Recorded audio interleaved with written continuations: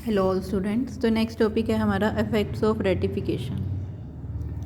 तो रेटिफिकेशन के बाद जो प्रिंसिपल है वो एजेंट के सभी एक्ट्स के लिए या जो वो कॉन्ट्रैक्ट करता है उसके लिए अब प्रिंसिपल की रिस्पॉन्सिबिलिटी हो जाती है।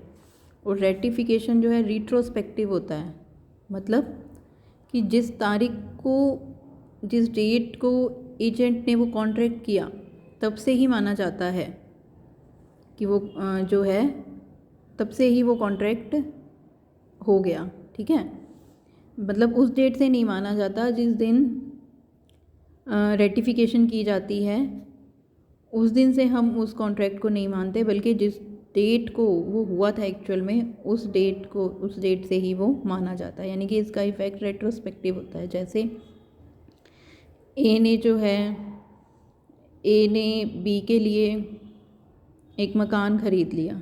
ठीक है, अब ए ने बी के लिए उसकी परमिशन के बिना एक मकान ख़रीदने का कॉन्ट्रैक्ट किया। अब वो कब किया? वो उसने किया 10 जनवरी को। ठीक है, अब बी ने उसको रेटिफाई किया 15 जनवरी को। ठीक है, तो ये कॉन्ट्रैक्ट कब से एप्लीकेबल माना जाएगा? ठीक है, कि मान लो कि ए ने बी के लिए सी से एक मकान ख़रीदने का कॉन्ट्रैक्ट किया, तो अब ये कॉन्ट्रैक्ट कब से जो है वैलिड माना जाएगा, कब से एप्लीकेबल होगा? ये 10 जनवरी से ही एप्लीकेबल होगा।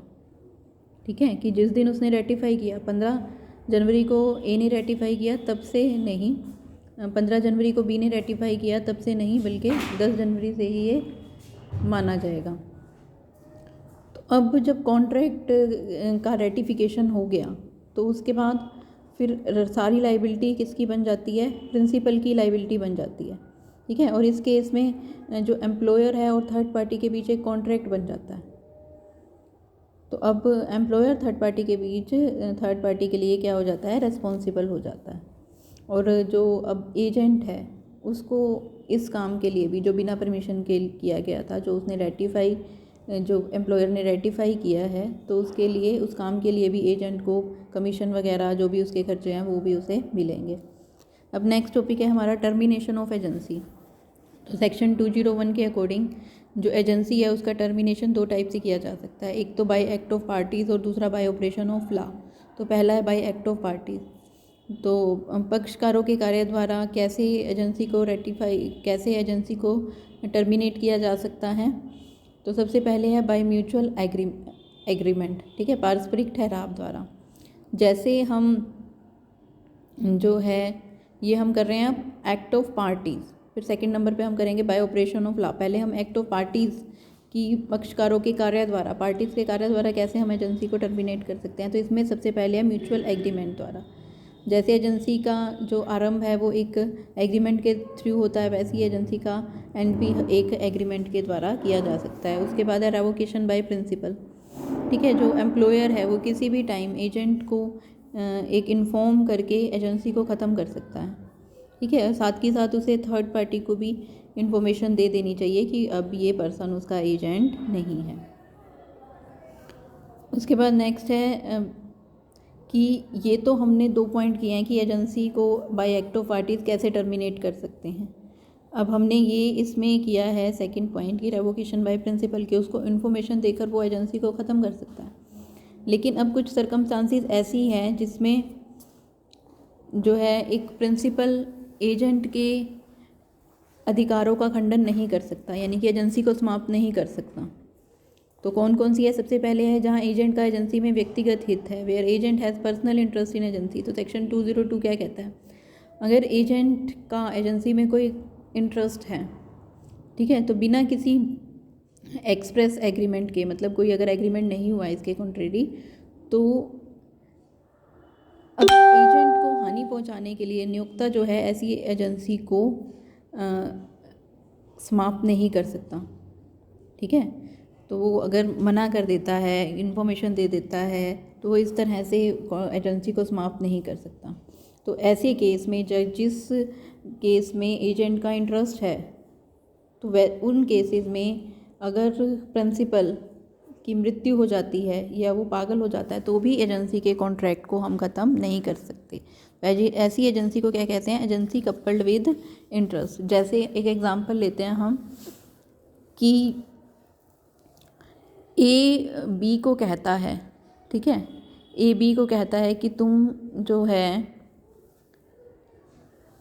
जो है मेरी गाड़ी सेल कर दो, ठीक है, और उस गाड़ी को सेल करके, यानी कि बी एजेंट है यहाँ पे, जो पैसे मिलेंगे उसमें से जो तुम्हें मैंने लोन पे करना है वो तुम गाड़ी को सेल करके वो लोन अपना ले लेना, ठीक है। तो यहाँ पे अगर ए इन्फॉर्म कर दे बी को कि भी तुम्हें जो है गाड़ी सेल नहीं करनी, तो वैसा नहीं कर सकता। क्यों? क्योंकि इस केस में बी का इंटरेस्ट इंक्लूड है, क्योंकि जब वो ए की गाड़ी सेल करेगा तो इससे जो पैसे मिलेंगे उससे उसको अपने लोन के पैसे मिलेंगे। तो यहाँ पर अगर ए इस अधिकार का खंडन करता है, बी को मना करता है, तो वो ऐसा करके एजेंसी कॉन्ट्रैक्ट को ख़त्म नहीं कर सकता, ठीक है। उसके बाद where the agent has incurred personal liability, तो सेक्शन 203 क्या कहता है? तो यहाँ पे सेक्शन 203 क्या कहता है? Where the agent has incurred personal liability, कि अगर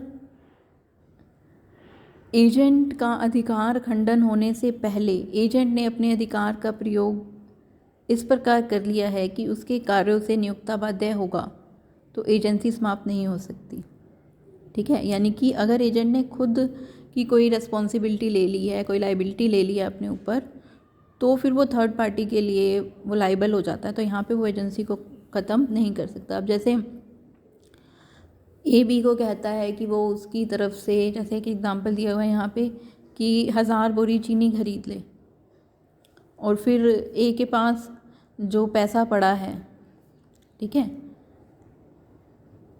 तो ए बी को कहता है कि वो 1000 बोरी चीनी खरीद ले और उस चीनी की बोरी की पेमेंट जो बी के पास ए का पैसा पड़ा है उसमें से कर दे। अब यहाँ पे बी चीनी अपने नाम से ख़रीद लेता है, तो यहाँ पे बी अपने नाम से चीनी खरीद लेता है और अभी बी ने पेमेंट नहीं की, तो यहाँ पे अगर ए उसको कह देता है कि चीनी नहीं खरीदनी, ठीक है, इस कॉन्ट्रैक्ट को कैंसिल कर दो, तो यहाँ पे ए ऐसा कहकर इस कॉन्ट्रैक्ट को, इस एजेंसी को समाप्त नहीं कर सकता। क्यों?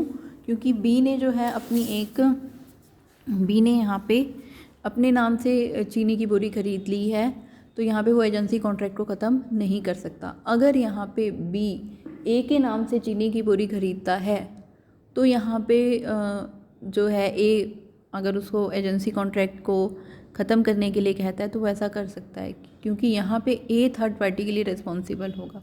लेकिन अगर बी अपने नाम से ख़रीद लेता है तो बी थर्ड पार्टी के लिए रिस्पॉन्सिबल हो जाएगा, तो यहाँ पे ए जो है एजेंसी के कॉन्ट्रैक्ट को समाप्त नहीं कर सकता। उसके बाद where the agent has exercise it authority partially, जहाँ एजेंट ने अपना अधिकार आंशिक रूप से प्रयोग कर लिया। धारा जो सेक्शन 204 है वो क्या कहती है? अगर एजेंट ने अपने अधिकारों का पार्शियल यूज़ कर लिया है तो भी एजेंसी को समाप्त नहीं कर सकते। जैसे ए अपने एजेंट बी को ये कहता है कि वो हरी से कोयले के क्रय का अनुबंध करे तथा भुगतान 3 बराबर किश्तों में कर दे, और शाम क्या करता है? एक किश्त का भुगतान कर देता है। तो यहाँ पे अब जब उसने पार्शियल पेमेंट कर दी है तो यहाँ पे अब राम इस एजेंसी को, कॉन्ट्रैक्ट ऑफ एजेंसी को समाप्त नहीं कर सकता। अब ये हम अब थर्ड पॉइंट पे आ जाते हैं इसके, रिन्यूसिएशन बाय द एजेंट, कि जैसे ही प्रिंसिपल समाप्त कर सकता है एजेंसी के कॉन्ट्रैक्ट को, ऐसे ही एजेंट द्वारा प्रत्याग करने पर एजेंट भी क्या कर सकता है? कॉन्ट्रैक्ट को ख़त्म कर सकता है, कि एम्प्लॉयर को वो नोटिस दे दे और एजेंसी को क्या कर दे? ख़त्म कर दे। तो अगर ये या तो प्रिंसिपल या एजेंट अगर ये एजेंसी के कॉन्ट्रैक्ट को ख़त्म करते हैं तो इसकी जो भी इंफॉर्मेशन है ये थर्ड पार्टी को भी देनी ज़रूरी है, ठीक है। तो अगर थर्ड पार्टी को ये देंगे तो ही अगर थर्ड पार्टी के लिए ये रिस्पॉन्सिबल नहीं होंगे, ठीक है। तो अब यहाँ पे एक पॉइंट ये भी है, जैसे सेक्शन 206 में कहा गया है कि नियोक्ता या एजेंट को एजेंसी के खंडन अथवा प्रत्याग के लिए एक दूसरे को उचित सूचना देनी चाहिए, अन्यथा इस सूचना के न मिलने के कारण यदि संबंधित दूसरे पक्षकार को हानि होती है तो उसे पहले पक्षकार को पूरा करना पड़ेगा। ठीक है, यानी कि दोनों को जो है एक दूसरे को प्रॉपर वे में इन्फॉर्मेशन देना चाहिए अगर वो कॉन्ट्रैक्ट को ख़त्म करना चाहते हैं। अगर नहीं देते, इस कारण किसी पक्षकार को हानि होती है तो वो दूसरे पक्षकार को पूरी करनी पड़ेगी और थर्ड पार्टी को भी इन्फॉर्मेशन देनी पड़ेगी। और सेक्शन 207 क्या कहता है कि ये जो भी रेवोकेशन है तो ये एक एक्सप्रेस भी हो सकता है और इम्प्लाइड भी हो सकता है। उसके बाद नेक्स्ट क्या है हमारा, ये तो था जो हमने पॉइंट किए कि बाय एक्ट ऑफ पार्टीज़, अब है बाय ऑपरेशन ऑफ लॉ, राज नियम के क्रियाशील होने पर। तो अब तब कैसे समाप्त हो सकता है एजेंसी का contract by operation of law? सबसे पहले है परफॉर्मेंस ऑफ कॉन्ट्रैक्ट। तो एजेंसी को समाप्त करने का एक ये भी तरीका है कि जो जिस कॉन्ट्रैक्ट के लिए एजेंसी की गई है, अगर वो कॉन्ट्रैक्ट पूरा हो जाता है तो एजेंसी क्या हो जाती है, ख़त्म हो जाती है। ठीक है। दूसरा है एक्सपायरी ऑफ टाइम, अगर एक टाइम पीरियड के लिए की जाती है, वो टाइम पीरियड ख़त्म हो जाता है तो भी एजेंसी ख़त्म हो जाती है। फिर है बाय डेथ और इंसैनिटी ऑफ प्रिंसिपल और एजेंट, सेक्शन 209 क्या कहता है, अगर एजेंट या प्रिंसिपल में से किसी की भी डेथ हो जाती है या कोई पागल हो जाता है तो भी एजेंसी के कॉन्ट्रैक्ट का अंत हो जाता है। फिर है इंसॉल्वेंसी ऑफ प्रिंसिपल, तो सेक्शन 201 क्या कहता है कि प्रिंसिपल के इंसॉल्वेंट होने पर एजेंसी ख़त्म हो जाती है। ठीक है, लेकिन एजेंट के इंसॉल्वेंट होने पर एजेंसी समाप्त होती है, इस बारे में ये सेक्शन नहीं कहता, लेकिन कोर्ट जो है वो ये कहते हैं कि अगर एजेंट भी इंसॉल्वेंट हो जाता है तो भी एजेंसी समाप्त हो जाती है। On completion of agency business, अगर किसी कार्य करने के लिए एजेंसी, जैसे वही बात है किसी उद्देश्य के लिए कोई एजेंसी की गई है, अगर वो कार्य पूरा हो जाता है तो भी एजेंसी समाप्त हो जाती है। उसके बाद रेस्ट्रिक्शन ऑफ सब्जेक्ट मैटर, अब जिस चीज़ के लिए एजेंसी की गई है, किसी सब्जेक्ट मैटर विषय वस्तु के लिए एजेंसी का कॉन्ट्रैक्ट किया गया, अगर वो विषय वस्तु ही नष्ट हो जाती है तो भी एजेंसी समाप्त हो जाती है। ठीक है, जैसे जो है किसी मकान के इंश्योरेंस के लिए जो है एजेंट को अपॉइंट किया गया, अगर वो मकान ही आग लग गई उस मकान में तो फिर एजेंसी समाप्त हो जाएगी क्योंकि अब उसका इंश्योरेंस नहीं हो सकता। ठीक है, तो उसके बाद है next principal becoming alien enemy. तो अगर प्रिंसिपल और एजेंट दो अलग अलग कंट्रीज़ में रहते हैं, ठीक है, तो अब उनका कॉन्ट्रैक्ट तब तक ही वैलिड रहेगा जब तक उन दो देशों के बीच में अच्छे रिलेशंस हैं। अगर उनके बीच में वार हो जाता है तो फिर एजेंसी का कॉन्ट्रैक्ट ख़त्म हो जाता है। फिर है ऑन डिसोल्यूशन ऑफ कंपनी। ठीक है, अगर किसी कंपनी का एजेंट या नियोक्ता के रूप में